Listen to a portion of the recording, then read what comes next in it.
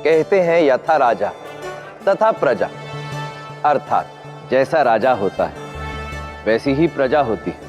किंतु एक व्यक्ति को राजा बनने का अधिकार केवल इसलिए नहीं मिलना चाहिए क्योंकि उसका जन्म राज परिवार में हुआ है। एक व्यक्ति राजा बनता है अपनी सोच से, अपने कर्मों से, प्रजा के प्रति अपने सेवा भाव से और सबसे महत्वपूर्ण राज्य और देश के प्रति अपनी निष्ठा और स्वामी भक्ति से।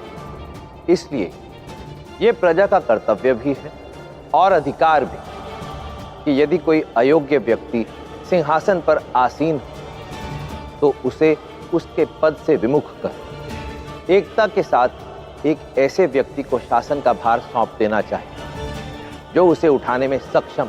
केवल तभी प्रजा और राजा का भविष्य सुरक्षित रह सकता है।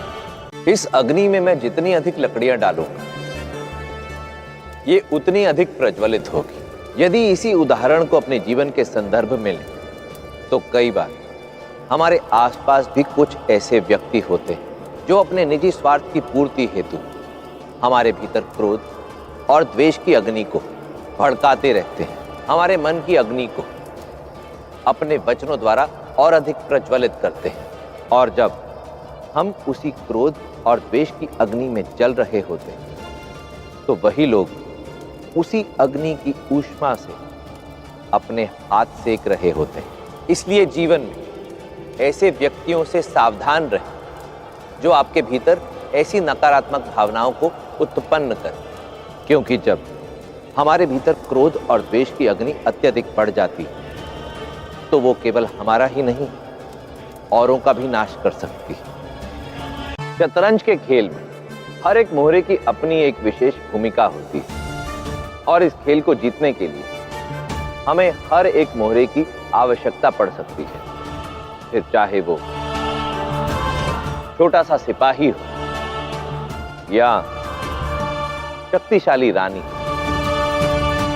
इसी प्रकार जीवन में आए प्रत्येक व्यक्ति की भी अपनी एक विशेष भूमिका होती है। उनके योगदान और सहयोग के कारण ही हम अपने लक्ष्य को प्राप्त कर पाते हैं। उनका योगदान छोटा हो या बड़ा, किंतु आपको आपके लक्ष्य तक पहुंचाने में उनका सहयोग और स्वयं वो निमित्त बनते हैं। इसलिए अपनी सहायता करने वाले किसी भी व्यक्ति के योगदान को कभी कम ना आंकें। संभवतः है उन्हीं के सहयोग से आप अपने लक्ष्य को प्राप्त कर पाएं। नीतियां मेरी, नियति आप